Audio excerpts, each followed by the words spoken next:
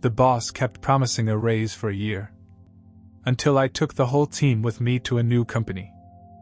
I still remember the exact moment I realized we were being played. It was 9:47 p.m. on a Thursday. The office was empty except for the cleaning crew and me.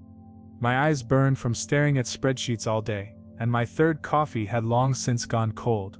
My phone buzzed with another missed call from my girlfriend, Eliza. Third one tonight. Our anniversary dinner. Forgotten again. But that wasn't what made everything click. It was the calendar notification that popped up on my screen. Q3 bonus discussion. Tomorrow. The same discussion we'd had for the past 4 quarters. The same promises that had kept us all working 60-hour weeks. The same carrot that Clayton Wells, our silver-tongued CEO, had been dangling in front of us while we pulled his company out of the fire time and again.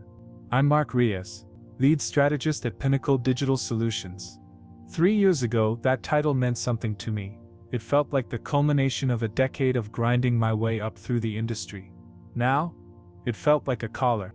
Just one more push, Mark, Clayton's voice echoed in my head, the same line he'd used last quarter. This time the bonus will blow your minds. I'm talking life-changing money. I believed him then, we all did. My team of 14 brilliant overworked creatives had transformed Pinnacle from a middling agency into an industry powerhouse. We'd rescued the Keller Pharmaceutical account in 11 sleepless days when their previous agency imploded. We doubled conversion rates for the Meridian hotel chain when everyone said it couldn't be done. Last month, we'd landed Syntech, a client 3 times larger than any we'd handled before. The revenue was pouring in. So where was the money? I opened my personal laptop and pulled up a file I'd been building for months. Inside was a meticulous record of every promise Clayton had made, every excuse he'd given, and every deadline that had mysteriously shifted. The board wants just 1 more month of projections. We're reinvesting this quarter for bigger returns later. The client payment is delayed, but it's coming. We need to build our capital reserves first. Seeing them all laid out, a pattern emerged that I should have spotted sooner. The goalposts weren't just moving, they were designed to be perpetually out of reach. We weren't valued assets, we were hamsters on a wheel. As I scrolled through the document, another email landed in my inbox with a soft ping. Clayton. Subject line: exciting news, confidential. My pulse quickened despite myself. Maybe this time? Team, it read. I'm thrilled to share that Pinnacle has secured a new round of private investment. This means big things for our future growth. Unfortunately, this also means we'll need to postpone our bonus structure discussion as we recalibrate our financials. But trust me, this is a good thing for everyone in the long run. I felt something snap inside me. Not dramatically, not loudly. Just a quiet final breaking of whatever had kept me believing for so long. Out of curiosity, I scrolled through Clayton's Instagram.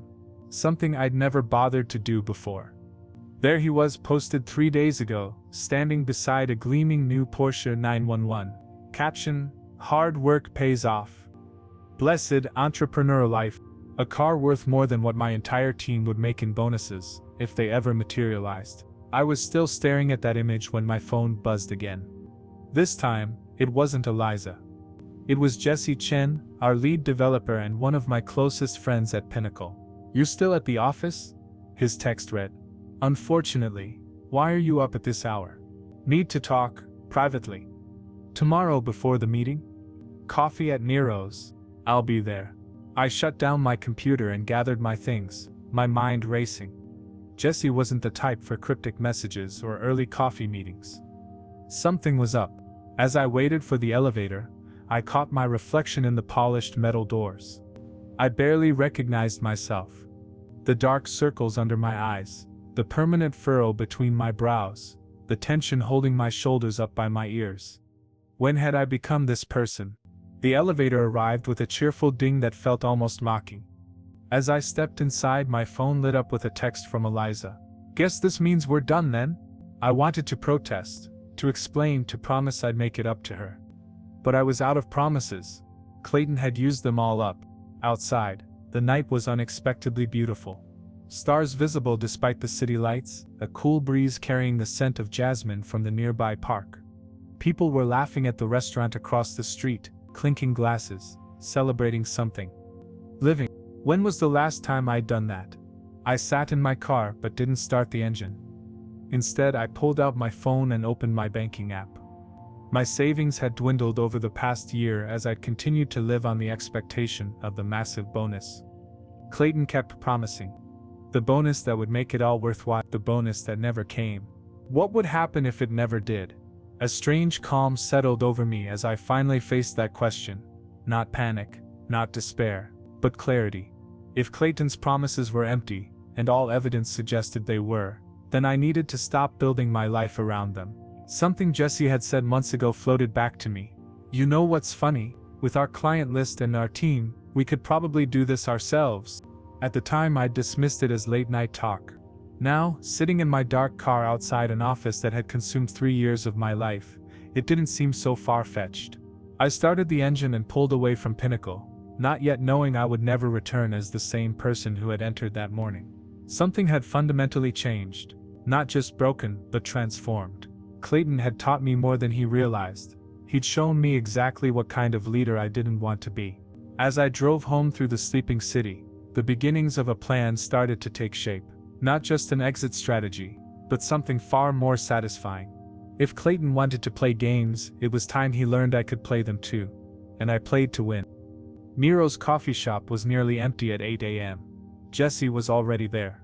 Hunched over his laptop, 2 empty espresso cups beside him. The shadows under his eyes were worse than mine. You look like hell, I said, sliding into the seat across from him. Pot, kettle. He managed a tired smile, then leaned forward. Listen. I need to tell you something, but it stays between us. I nodded, a knot forming in my stomach. I'm leaving Pinnacle. Got an offer from Vertex. Better pay, actual benefits. No more bonus coming soon bullshit. He tapped his fingers nervously on his cup. I start in 2 weeks. The news hit harder than I expected. Jesse wasn't just a colleague, he was the backbone of our development team.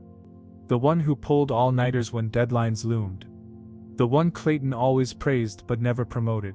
Congratulations, I said, meaning it despite my selfish disappointment. You deserve better than what you've gotten here. Jesse looked surprised. You're not mad? I thought you'd try to talk me out of it. Why would I? We're building someone else's empire, Jess. I couldn't keep the bitterness from my voice. That hit me hardest yesterday when I saw Clayton's new Porsche parked outside, the same week our bonuses were reallocated. Jesse's expression darkened. Meanwhile, Sarah's using food banks because her salary doesn't cover rent and her kids' medical bills. And Clayton has the nerve to post that car on Instagram with "Gem blessed." You've seen it too? Everyone has. Morale's worse than you think, Mark. You're just the only one Clayton still bothers lying to face. That stung, but I couldn't argue. As lead strategist, I was the buffer between Clayton and the team, the one who had to sell his excuses as legitimate delays rather than what they really were. I'm not the only one leaving, Jesse continued. Alicia's been on 3 interviews this month. Those aren't dental appointments.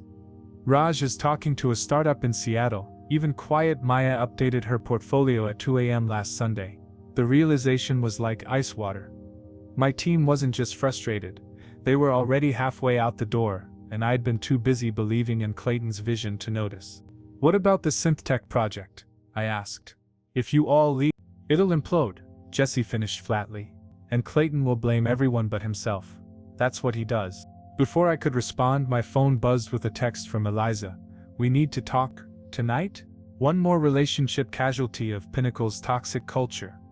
I texted back a quick yes and refocused on Jesse. Don't tell anyone I'm leaving, he said. I can't risk Clayton finding out before my paperwork's signed. I watched my friend, this brilliant, loyal developer who'd poured 4 years into Pinnacle, reduced to sneaking away like a thief rather than departing with the recognition he deserved. I won't, I promised. And I think I need to start looking too. Jesse looked relieved, then curious. Just looking? I thought you were Clayton's golden boy. Not anymore. I told him about the list I'd started, the pattern of broken promises. I'm done being the messenger for lies. I don't even believe. After Jesse left for the office, I sat alone, turning an unexpected thought over in my mind. What if there was a third option beyond staying or simply leaving? The quarterly meeting was exactly as I expected. Clayton, immaculate in a suit that probably cost more than our monthly salaries combined, delivering the same rehearsed speech about unprecedented growth and temporary cash flow adjustments. I watched my team's faces as they received the news of yet another bonus delay. The resignation in their eyes was worse than anger. They'd stopped believing, stopped hoping. They were just waiting. For what? Better offers?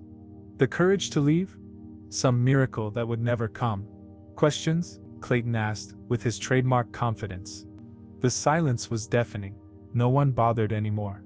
Later that afternoon, I needed financial projections for the SynthTech presentation. With our financial analyst out sick, I headed to accounting to get them myself. Mira, the finance assistant, greeted me with a tired smile. The SynthTech numbers? Lena told me you might need them. They're on the shared drive, but our system's updating. Can you use my computer? She logged in and pointed me to the right folder before stepping out for a meeting. I found the SynthTech files easily enough, but as I was about to log out, I noticed another folder, Executive Expenses, Q1, Q3. Something compelled me to click. Professional stupidity, probably, but I was beyond caring. Inside were hundreds of meticulously categorized receipts, $840 dinners at Michelin-starred restaurants, weekend strategic retreats at luxury resorts, a $14,000 charge for client relationship maintenance at a yacht club, all approved, all reimbursed during the same quarters we were told. The company couldn't afford our promised compensation. My hands shook as I forwarded key files to my personal email, then carefully covered my tracks. This wasn't just broken promises anymore. This was systematic deception. That night, I didn't go home.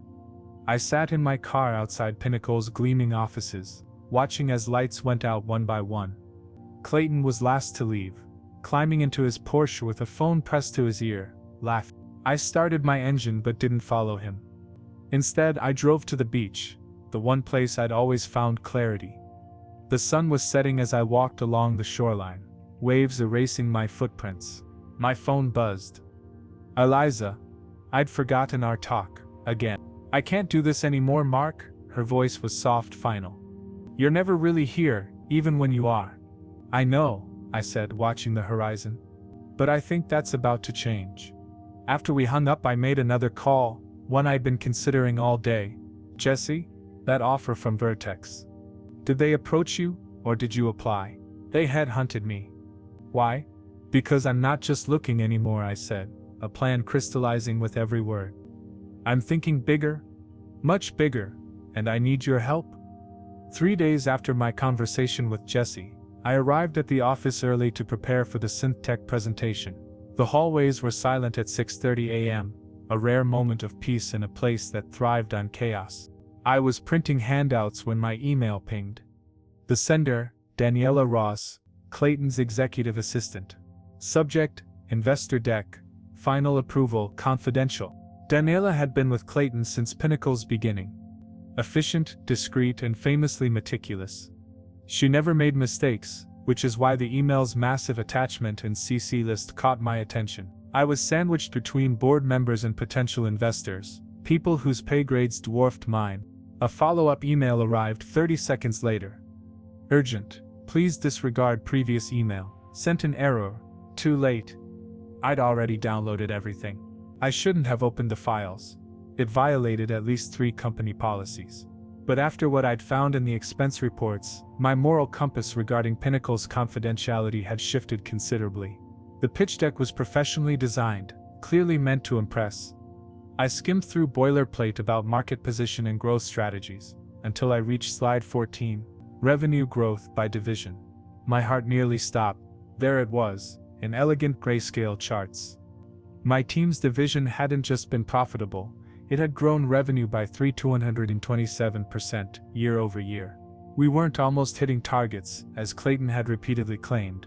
We were shattering them, generating nearly 60% of Pinnacle's total revenue. Even more damning was slide 22, proprietary methodologies. It featured the multi-channel engagement framework I developed, the one Clayton had dismissed as interesting but impractical when I'd presented it last year. Now it was being showcased as Pinnacle's revolutionary approach, with Clayton's name attached as principal architect. The theft of my work stung. But it was slide 38 that truly broke something inside me. Titled Leadership Vision, it showed Clayton posed thoughtfully next to a pull quote about rewarding innovation and investing in human capital. Below it, a chart depicted team compensation growing at a healthy 22% annual pace, growth none of us had seen. If we were truly strapped for cash, I whispered to my empty office, why were the numbers on this investor slide deck so high? I printed key pages and slipped them into my bag, then carefully deleted the download.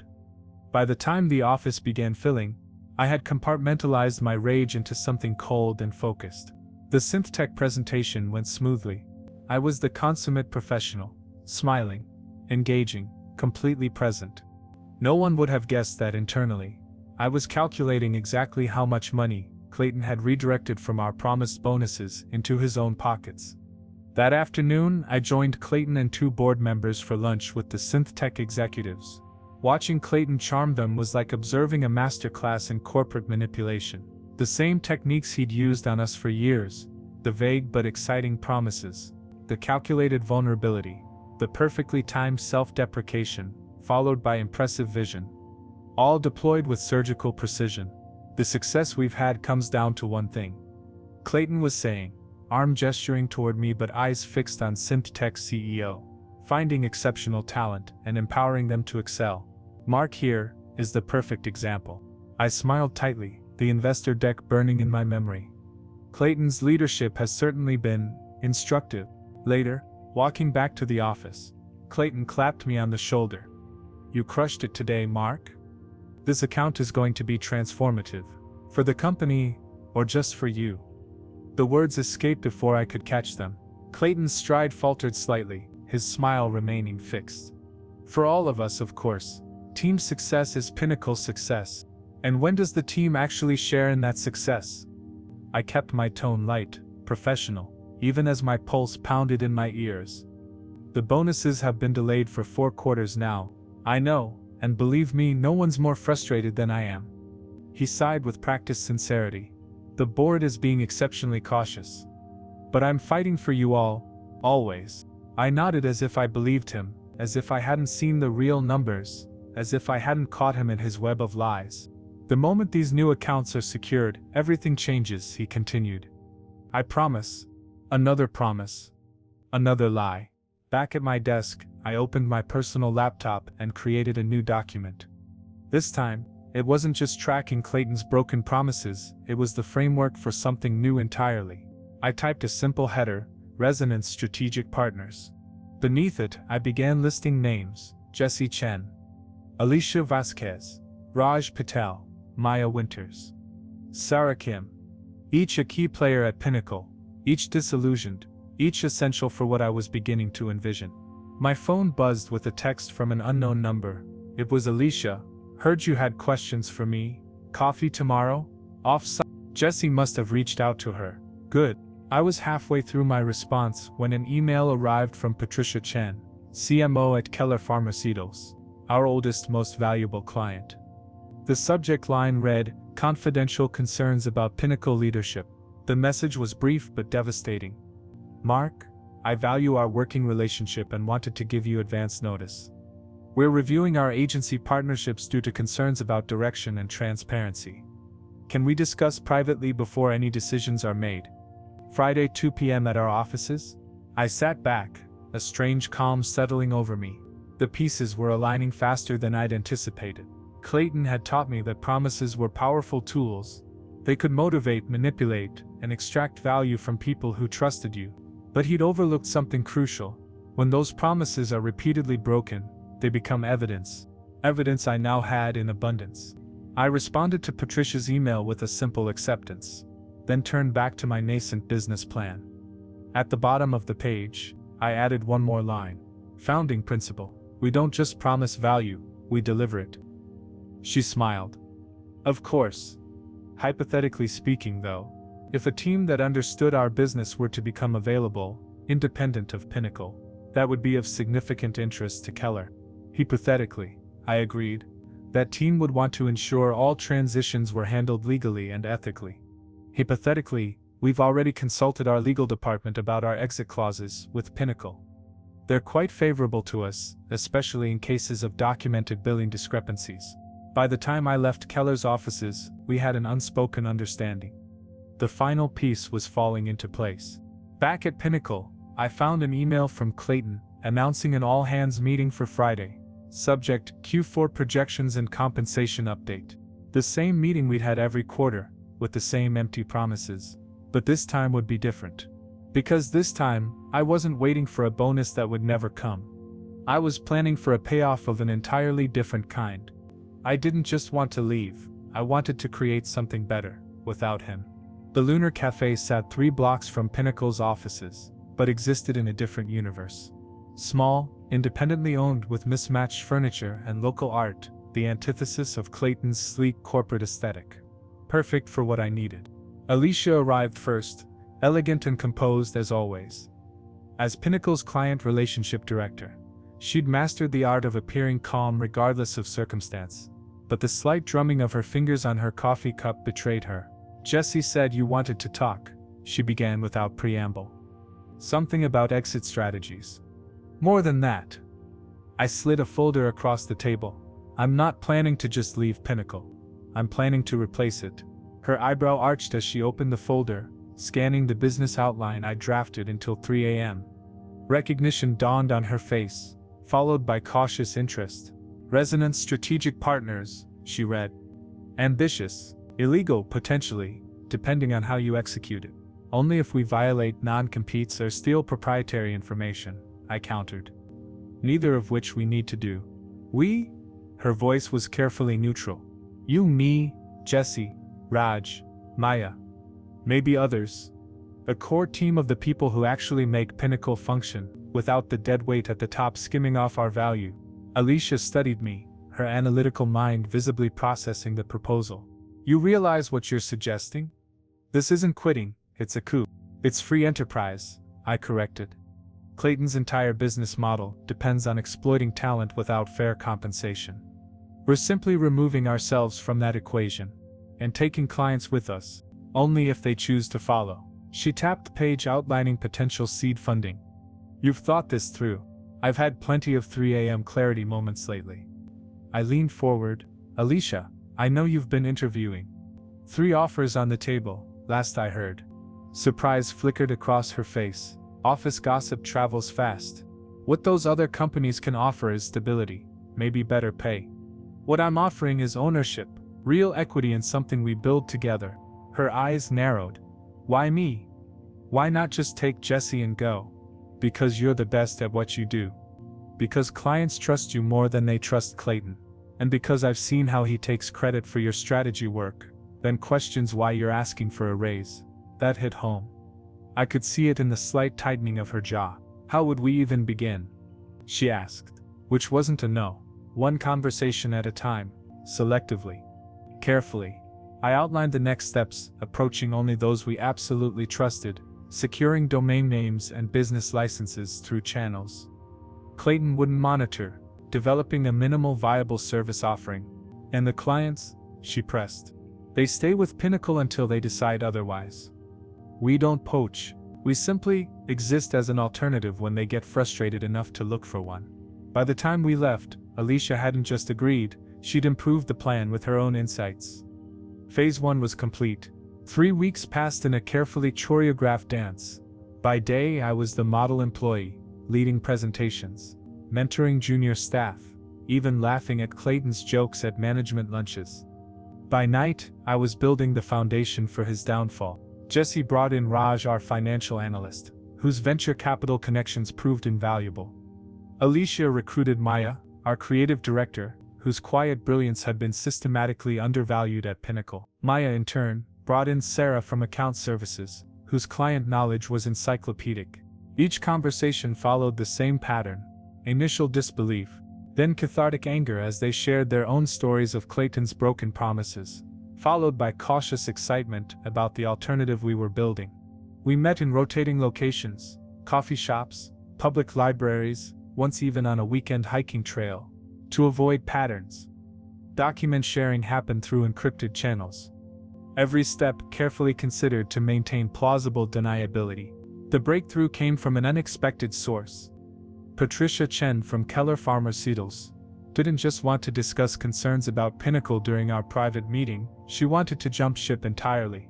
Clayton charged us for 3 strategy sessions that never happened, she revealed, sliding documentation across the conference table. When I questioned it, he claimed they were virtual consultations with your team, but my emails to your colleagues went unanswered, because they were never informed. The fraudulent billing explained a lot, including why Clayton had been so adamant that all client communications flow through him. What are your options? I asked carefully. We've been approached by several agencies, she admitted, but transitions are messy. We lose momentum, institutional knowledge. She studied me thoughtfully, unless we could somehow keep the team we already work with. The opening was perfect, but I remained professional. Patricia, I need to be transparent. I can't discuss potential opportunities while employed by Pinnacle. That would be inappropriate, she smiled. Of course. Hypothetically speaking though, if a team that understood our business were to become available, independent of Pinnacle, that would be of significant interest to Keller. Hypothetically, I agreed, that team would want to ensure all transitions were handled legally and ethically. Hypothetically, we've already consulted our legal department about our exit clauses with Pinnacle. They're quite favorable to us, especially in cases of documented billing discrepancies. By the time I left Keller's offices, we had an unspoken understanding. The final piece was falling into place. Back at Pinnacle, I found an email from Clayton announcing an all-hands meeting for Friday, subject to Q4 projections and compensation update. The same meeting we'd had every quarter, with the same empty promises. But this time would be different. Because this time, I wasn't waiting for a bonus that would never come. I was planning for a payoff of an entirely different kind. Friday arrived with an almost ceremonial weight. The office hummed with the usual pre-meeting tension, anxious whispers, sudden focus on screens when Clayton walked by. The collective holding of breath that had become Pinnacle's unofficial culture. I arrived early, crisp white shirt and the blue tie Eliza had given me on our first anniversary. For important days, she'd said. Though we were now taking a break that felt increasingly permanent, the sentiment remained appropriate. Today would change everything. The conference room filled gradually. I caught knowing glances from those in on our plan, 17 of us in total, nearly 40% of Pinnacle's staff and virtually all of its top talent. To anyone observing, we appeared normal, some nervous, some bored, all resigned to another performance of Clayton's quarterly theater. Clayton strode in 10 minutes late, immaculate in a tailored gray suit, exuding the practiced confidence that had once inspired us but now rang hollow. Team! Exciting times ahead. He clapped his hands together, scanning the room with his trademark enthusiasm.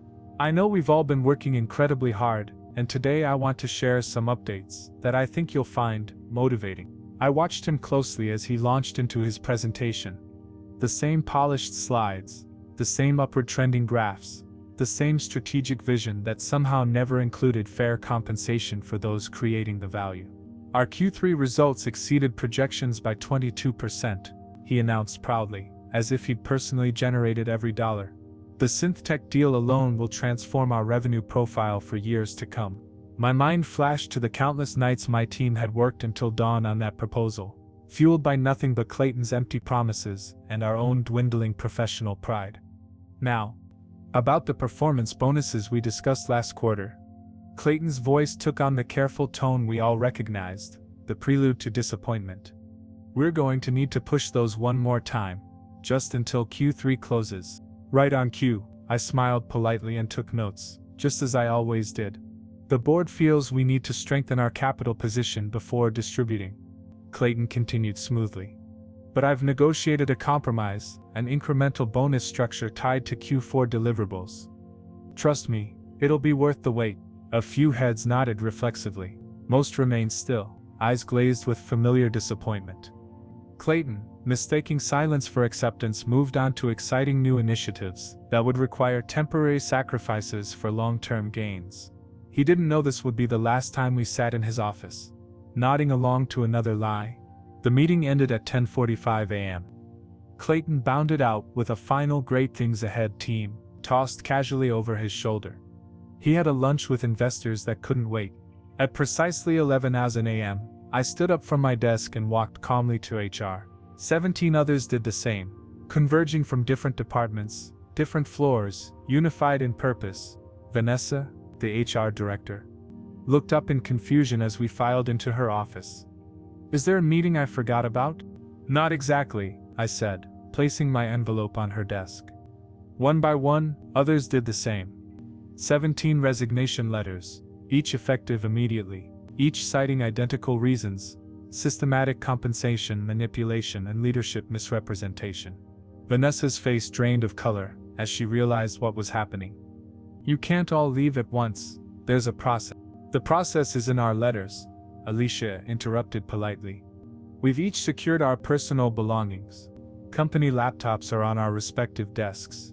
All files backed up to Pinnacle servers as required by protocol. Clayton will do what Clayton always does." I finished for her. "Make promises, shift blame, and find new people to exploit. But not us, not anymore." We left Vanessa frantically dialing Clayton's number as we walked out together. No dramatic speeches, no burning bridges, just the quiet dignity of professionals who had finally valued themselves appropriately. In the lobby I paused. "Remember, we meet at the address in your secure emails at 2 p.m. Resonance Strategic Partners officially launches today." Jesse grinned, tension visibly draining from his shoulders. "Still can't believe we pulled this off." "We haven't yet," I cautioned. "This is just the beginning." As we dispersed to our cars, my phone buzzed with an email notification from Patricia Chen. "Contract documents prepared as discussed. Looking forward to our 3 p.m. meeting." One by one, similar messages arrived from other dissatisfied Pinnacle clients we had quietly spoken with over the past weeks. I was halfway to my car when Daniela, Clayton's assistant, came running into the parking lot. Her usually composed demeanor had cracked completely.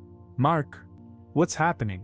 "Vanessa is having a meltdown, and Clayton isn't answering his phone. Just a change in personnel," I said calmly. "Clayton will explain everything when he returns. But the SynthTech meeting is in an hour. And Keller Pharmaceuticals has been calling all morning about contract changes." I offered her a sympathetic smile. "I suggest rescheduling those meetings. Today is going to be challenging for Pinnacle." As I drove away, I caught sight of Clayton's Porsche speeding into the parking lot. Even from a distance, I could see his frantic expression as he took in the sight of key team members leaving with boxes. My phone rang. "Clayton."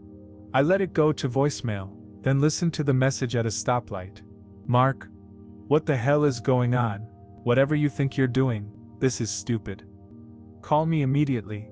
I deleted the message and continued driving toward the co-working space we'd reserved, our temporary headquarters, until our permanent offices were ready next month. 3 years of my life had gone into Pinnacle. 3 years of deferred dreams, missed family events, and dwindling self-respect. All for promises that were never meant to be kept. But today I wasn't waiting for Clayton's approval or permission. Today I was keeping a promise to myself.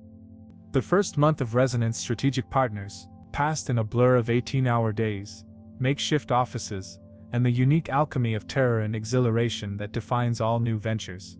Our co-working space, originally meant as a temporary solution, quickly became command central for what Clayton was now calling the Great Betrayal in increasingly unhinged LinkedIn posts. He called me ungrateful. I called him predictable. I told Jesse after we'd received Clayton's cease and desist letter, the first of many legal threats. The accusations were as creative as they were desperate: intellectual property theft, client poaching, conspiracy, defamation. The envelope had arrived at our office with the dramatic flair that characterized all of Clayton's actions, hand-delivered by a stone-faced courier during our first client pitch meeting. "Should we be worried?" Maya asked, examining the document with the wary respect one might give a venomous snake. "No," Raj answered, before I could. Our financial analyst had transformed in the weeks since leaving Pinnacle, his usual reserve replaced by quiet confidence. I had my brother review it. He says it's mostly intimidation tactics without legal substance. Raj's brother, as it happened, was a partner at Brennan & Wolf, one of the city's top corporate law firms. His unofficial advice had proven invaluable. "Clayton's playing the only cards he knows," I explained. "Threats and manipulation, but we prepared for this." Indeed, we had. No one had signed non-competes. We'd been meticulous about using personal devices and time for all our planning. The clients had approached us, documented in their own communications. And my collection of Clayton's broken promises provided a compelling narrative about why we'd left. We responded with a single-page letter from Ra's brother, calmly dismantling each accusation with specific legal precedents. Then we returned our focus to what mattered, building what Pinnacle could have been but never was. 3 weeks later, the lawsuits were quietly withdrawn. Clayton's next move came from an unexpected direction. He began calling our clients directly, offering drastically reduced rates and extraordinary promises, the same strategy that had once worked on us. He told Synthtech he'd personally guarantee a 40% increase in conversion rates. Alicia reported after an emergency call with their marketing director. When they asked how, he apparently said he'd hire twice the talent we had. With what money? Jesse snorted. Half their billings team quit with us. Desperation makes for poor strategy, I observed. Let's respond not with panic but with results. We redoubled our efforts on deliverables, providing clients with weekly progress reports that Clayton had always deemed unnecessary transparency. We instituted profit sharing for all employees from day one. We created honest timelines rather than promising impossible miracles. Simple actions, but revolutionary in their impact.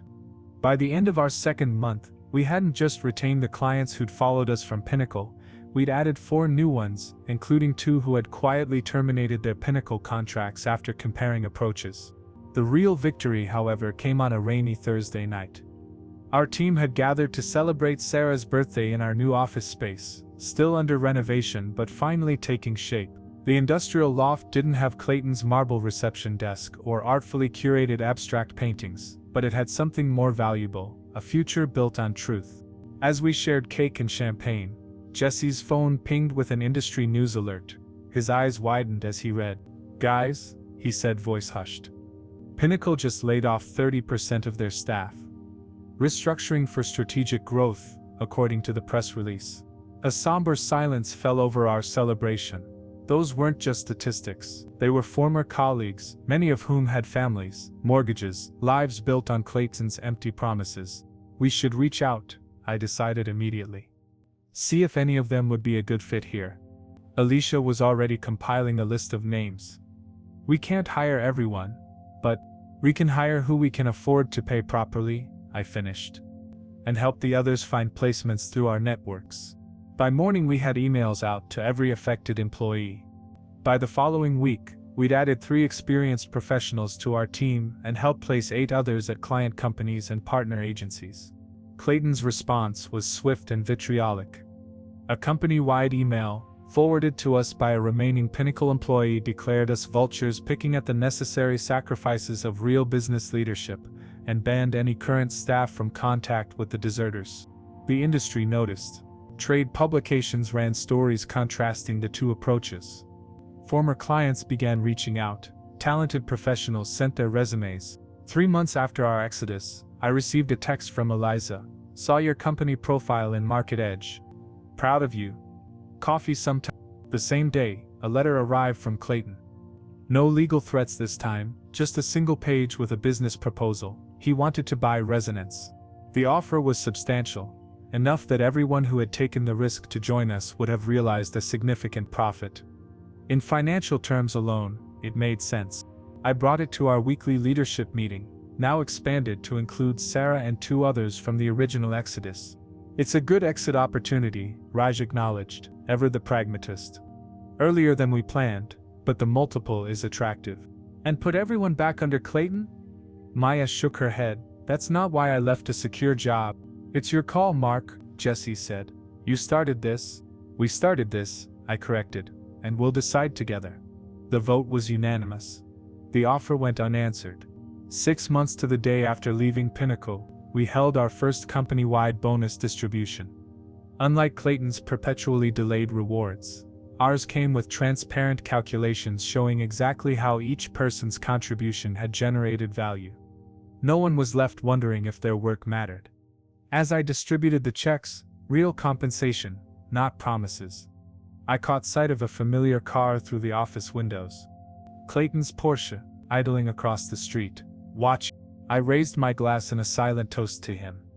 After all, he'd taught me everything I needed to know about leadership, by showing me exactly what it wasn't. The karma paycheck had finally arrived, and it was worth the wait.